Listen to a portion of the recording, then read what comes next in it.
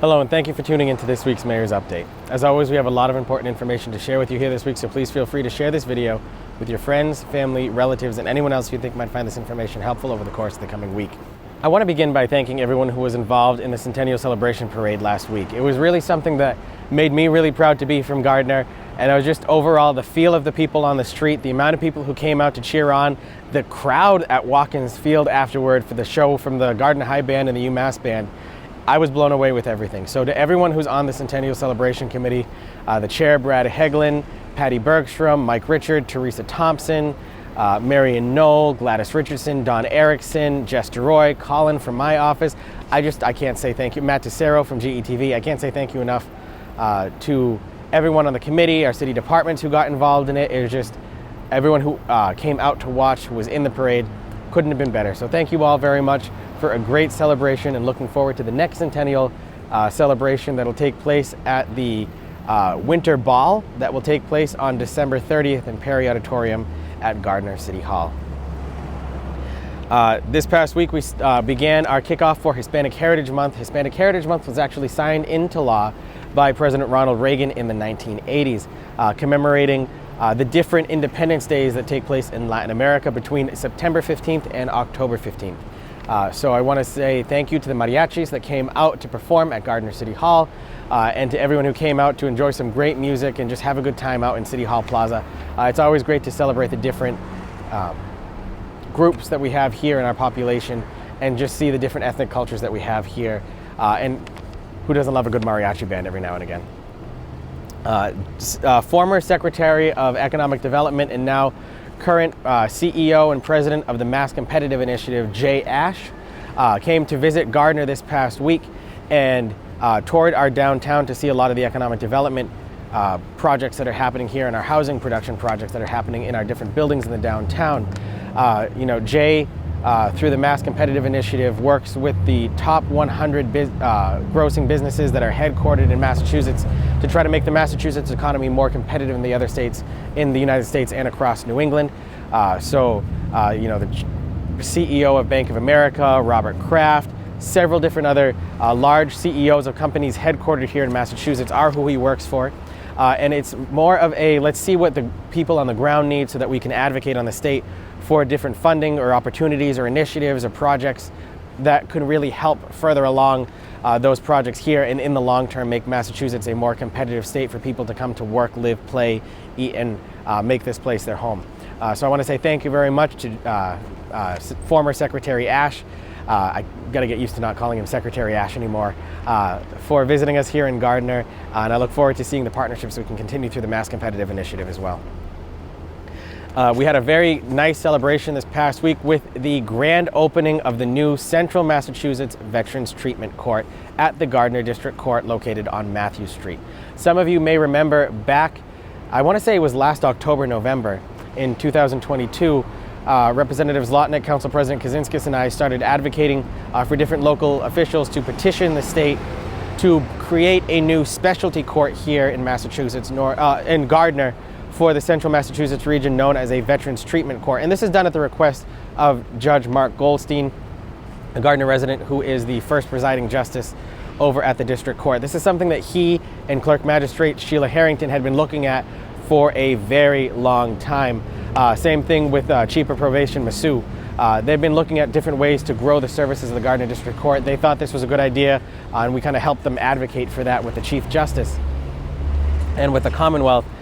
We received word in January that we had gotten approved but had to wait for some trainings to happen, and we had the official grand opening of the Specialty Veterans Treatment Court at the Gardner District Court this past week. Now what this means is if a veteran appears before the court at the Gardner or Winchendon District Court dealing with certain designated crimes, substance abuse, alcohol abuse, different misdemeanors, not any violent crimes, those are still separate of this. But if it's a misdemeanor crime or something that is indicative of some type of mental health issue, PTSD issue, things of that nature, they actually, instead of getting sentenced to time in an institution like a jail facility, they get sentenced to treatment, and they get paired with a volunteer who is also a veteran, whose job is to check in on that person to make sure that they're following through with their treatment plans, their different group meetings and things of that nature. So they currently have 3 volunteers who are working with the Veterans Treatment Court in Gardner, ready to step up for when that takes place. And those people require those services there. But it's just a way to help, get someone back on their feet when mistakes get made because they're dealing with certain mental health issues. So I want to say a very special thank you to Judge Mark Goldstein, to Chief Justice Forts, and everyone else who was involved in really getting that, not the event here in Gardner, because it was great to celebrate, but getting that service here in Gardner. That's the most important thing that we can do in providing these services. This is the only Veterans Treatment Court in Worcester County. There are 6 other Veterans Treatment Courts across Massachusetts, and they're all in either the greater Boston area, down in the Plymouth area, or in Holyoke. So we really had a big desert for the service to be offered here. So Gardner is now the main point for all of Worcester County on that here. So thank you to everyone who was involved in that process.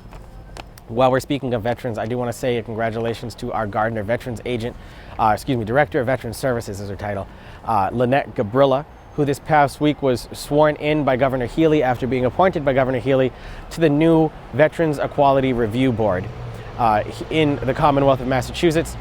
This board is something that was recently set up by the legislature to review applications submitted by individuals who received a quote, less than honorable or other than honorable discharge due to the former don't ask, don't tell policy that the federal government had in place. That less than honorable or other than honorable discharge that they received, that made them ineligible for certain benefits through the VA and different state programs that our service members receive when they receive an honorable discharge. This review board is tasked with going back and finding, now that the federal government has abandoned those policies, how to get those individuals the benefits that they earned through their service to our country in the military. So Lynette, congratulations on your appointment by Governor Healy to that board, and looking forward to seeing the great work that you accomplished through that role. Just a couple of reminders that the citywide yard sale is taking place on this coming Saturday, September 23rd. For more information, see the city's website and social media platforms. And thank you to Julie Mazza for putting that on in the spring and fall every year. The Fabulous Fall Festival and Oktoberfest will take place on September 30th, with the Fabulous Fall Festival beginning early in the morning, and then the Oktoberfest beginning at 11:30 with the tapping of the keg. There is a Stein holding competition at 1 o'clock, and then the chair luge kicks off later in the afternoon. We'll have more fine-tooth information on those given in next week's update. So keep an eye out for all of that information there, because that's going to be a fun-packed weekend here in Gardner.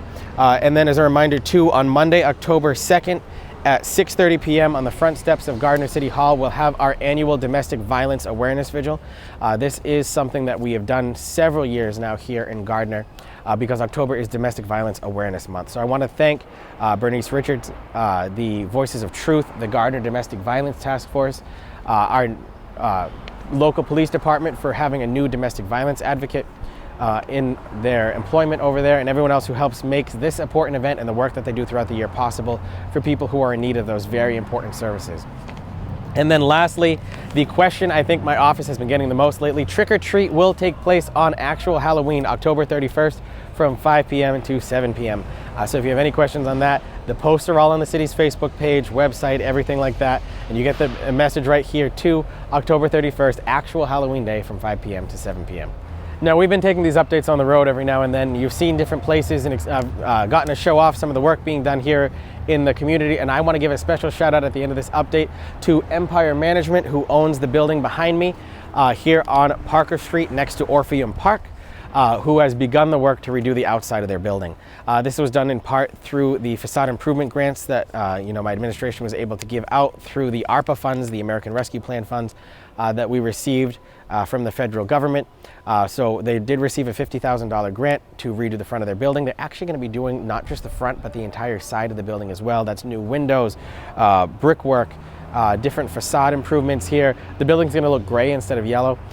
New sconce lighting is going to be added to it there. I have to thank Jenna Hartman and Gabby Surratt a lot for the work that they're going to be putting into this building here before they then go through after that phase one and work on the upstairs and downstairs of the building to really rehabilitate the building up to its full use again.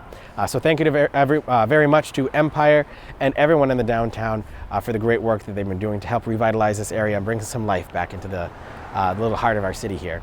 that concludes this week's Mayor's Update. As always, if you have any questions on anything happening in the city at all, please feel free to contact my office at any time and we'll get you all the information we can. But until I speak with you again next week, while we're getting ready for that Oktoberfest, Chair Luge, and everything else going on with the Fall Festival, thank you very much and have a great day.